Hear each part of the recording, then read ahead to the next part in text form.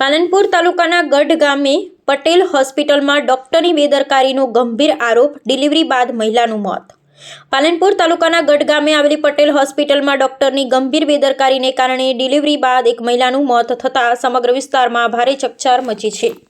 પ્રાપ્ત માહિતી મુજબ તારીખ 19 જાન્યુઆરી 2026ના રોજ ઢુવા ગામના રહેવાસી સમદરબેનને ડિલિવરીનો દુખાવો ઉપડતા ગઢ ગામે આવેલ પટેલ હોસ્પિટલમાં દાખલ કરવામાં આવ્યા હતા।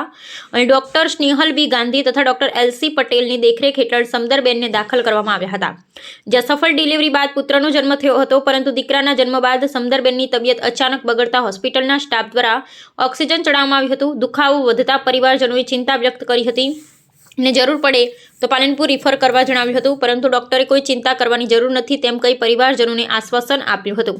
આ દરમિયાન હોસ્પિટલના સ્ટાફના એક કર્મચારી દ્વારા ઓક્સિજન ધીમું કરવાની જગ્યાએ અચાનક વધુ પ્રેશરથી ઓક્સિજન વધારી દેવામાં આવ્યું, જેને કારણે સમદરબેનની નાકમાંથી ઓક્સિજન નળી બહાર આવી ગઈ હતી।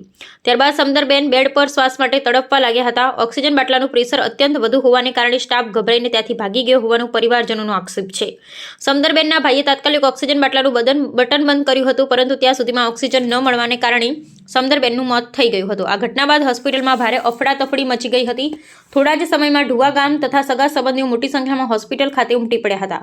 પરિસ્થિતિ વણસતા સમગ્ર બનાસકાંઠા જિલ્લાના પોલીસ દળની 7 થી 8 વાહનોનો કાફલા સાથે એસઆરપી સ્ટાફ ઘટના સ્થળે પહોંચી પરિસ્થિતિ કાબૂમાં લેવાનો પ્રયાસ કર્યો હતો। આરોપ છે કે ડોક્ટર ગાંધી તથા હોસ્પિટલ સ્ટાફે મૃત્યુ પામેલા સમદરબેનના દેહને બહાર કાઢી એમ્બ્યુલન્સમાં લઈ જવા જણાવ્યું હતું, પરંતુ ડોક્ટર અને સ્ટાફના બેદરકારીને કારણે મોત થયાનું કહી પરિવારજનોએ દેહ સ્વીકારવાનો ઇનકાર કર્યો હતો। તેમ છતાં એમ્બ્યુલન્સમાં ખોટો દેખાવ કરવા માટે સ્ટાફ દ્વારા સમદરબેનના પેટને દબાવવાની કોશિશ કરવામાં આવી હોવાનું પણ પરિવારજનો દ્વારા જણાવાય છે। ગઢ ગામ તેમજ આસપાસના વિસ્તારના રહીશો જણાવે છે કે હોસ્પિટલમાં અગાઉ પણ આવા 7 જેટલા કેસ નિષ્ફળ ગયાના ચર્ચા વિસ્તારમાં થઈ રહી છે। આ ઘટનાનો પોસ્ટમોર્ટમ રિપોર્ટ પણ 11 દિવસ બાદ પાટણ ધારપુર હોસ્પિટલમાંથી મહા મુશ્કેલીએ મેળવવામાં આવ્યો હતો।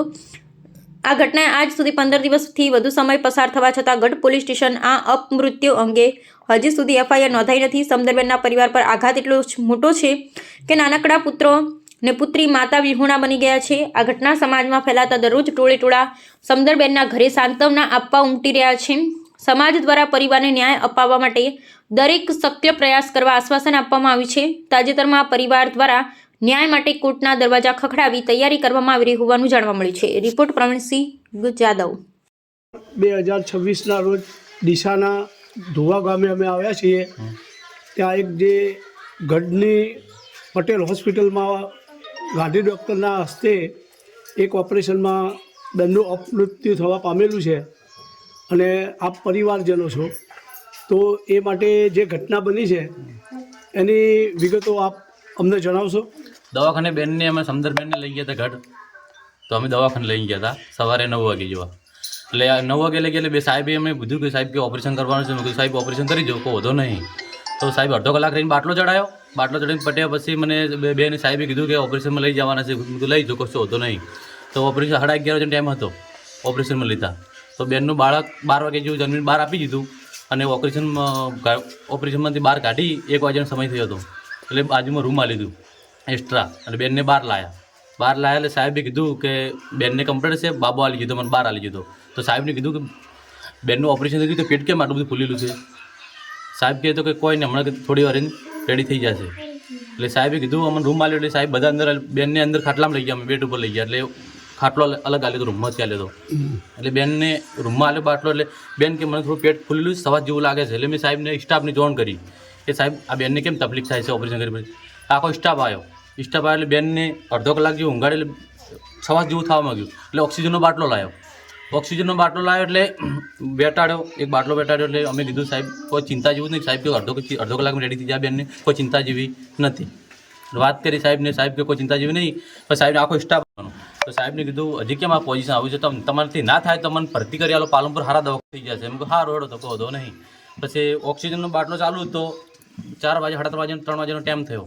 સાહેબને અમે 3 કલાક રિક્વેસ્ટ કરી કે સાહેબ એમ્બ્યુલન્સ બોલાવો અને અમને બીજે ભરતી કરી આલો। સાહેબ કોઈ ચિંતા કરવાની જરૂર નથી, બેનને કમ્પ્લીટ થઈ જશે।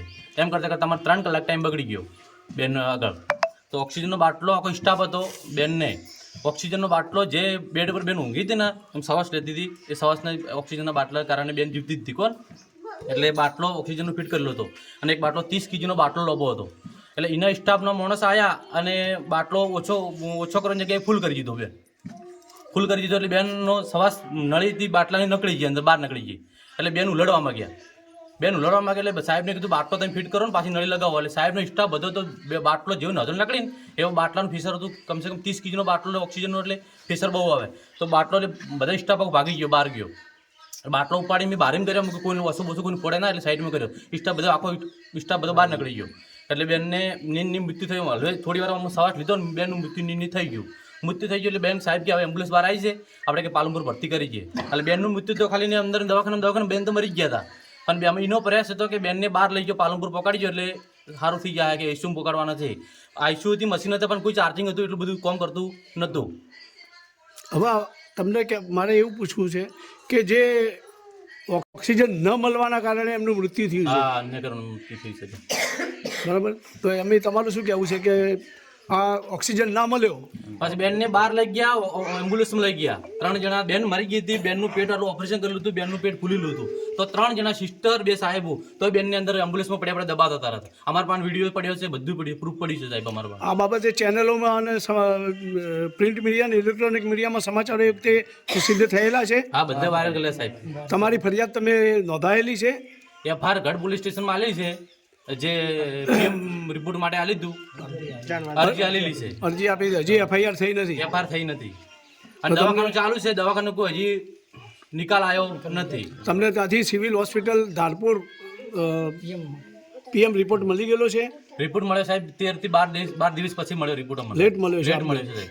હવે તમે આ માટે ન્યાય મેળવવા કોર્ટમાં જવા માંગો છો? જે સાહેબ કહે ને જવા માટે તો બેન માટે ન્યાય તો જોઈશે જ સાહેબ. તો આવું કંઈક સાંભળવા મળ્યું છે આજુબાજુના ગઢ વિસ્તારમાં કે આવા 7 કેસ ફેલ ગયેલા છે આ દવાખાનામાં. તે માટે તમારું શું કહેવું છે? તમારા ધ્યાનમાં છે આવું કંઈ? છે સાહેબ. સમાજને જાગવાની જરૂર છે, દરેક પબ્લિકને જાગવાની જરૂર છે સાહેબ આ બાબતે.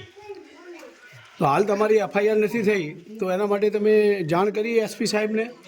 પાલનપુર ના એસપી સાહેબ, સાહેબ કોઈ જાણકારી નહીં સાહેબ. જે મરણ જનાર છે એના તમે શું થાવ છો? એના ભાઈ છું અને એના ઘરવાળા છે. શું નામ છે આપનું? પ્રકાશજી સાદુલજી દિલ્હી. અને મારી બેન છે. આજની આ જે ઘટના બની છે એ માટે તમે શું કહેવા માંગો છો? આજે હું ગુજરાત ક્ષત્રિય ઠાકોર સનામથી સરસ્વતી તાલુકામાંથી એક સોશિયલ મીડિયા સેલ તરીકે સમાજની અંદર અવાજ પૂરો પાડું છું. અત્યારે અમને ધુવા ગામને જે અગાઉ 15 દિવસ પહેલાં જે ઘટના બની છે, બરાબર, અને ત્યાં સમયે અમે ત્યાં હાજર જ હતા. અને જે આ બેન મૃત્યુ પામ્યા એ બેનને આ એક ડૉક્ટરોના બેદરકારીથી કામ થયું છે, બરાબર.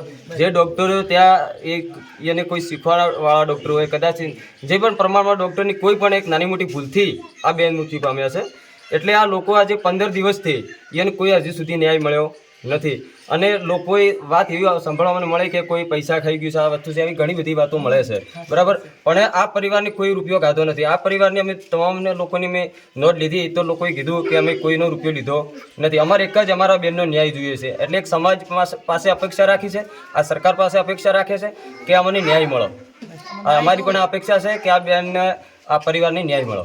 આ પરિવાર કોર્ટમાં જવા માંગે છે, તમારો સમાજ એમની સાથે ઊભો રહેશે? હા, ખરા? સમાજ સાથી છે અને હું સમાજના આગેવાનોની વિનંતી કરું છું કે આ પરિવારની સાથે રહે અને ન્યાય અપાવે. શું નામ છે આપનું? મારું મુકેશ ઠાકોર, અજુજા, સરસ્વતી. 11 વાગે ડિલિવરી કરવા લીધી. અમે કીધું કે સાહેબ કેમ હજી અમે 2 કલાક છે તો અમે બાઈક નહીં આવીશું, નોંધું આવ્યું છે કે મને ખબર નહીં. તો કંઈ તો વોમિટ થાય છે કે તો વોમિટ થાય છે તો અમને મોય આપવા જો કે ના, અમને કે તમને નહીં આપવા જવાના. હું અમને આપવા જો કે ના, એમ કે બારી લાવી બીબલીની અમારી બીબલીમાં બારી લાવ્યા છે કે ઊંઘવા ગયો. તો હું પૂછ્યા મૂકવા ગયો કોણ? અને નશો તો હવે ઉતર્યો છે, મને બાબલો બતાડો એમ કે ના, કે આરામ કરવા ગયો. હું આરામ નહીં કરવા જઈએ, મને દેખવું છે એમ કરતા કરતા કે કાકી મને સવાસ કરે, કાકી મને સવાસ કરે એમ કરતા કરતા તમે સાહેબ નહીં હાઈ જાય. કોઈ સાહેબ બારી આવો તમે આ બીબલી શું છે તો કે એમ કે પેશાબ આવતું નથી, પેશાબ આવશે એટલે ઠીક થઈ જશે કે એમ કરતા કરતા અમે 3 કલાક કટાઈને ખાયા. આપણી આ ગઢની પટેલ હોસ્પિટલમાં દાખલ કરેલા હતા? દાખલ કરેલા હતા. અને એ વખતે તમે હાજર હતા? હવે હાજર હતા. શું થાય આ બેન તમારે? મારે ભત્રીજી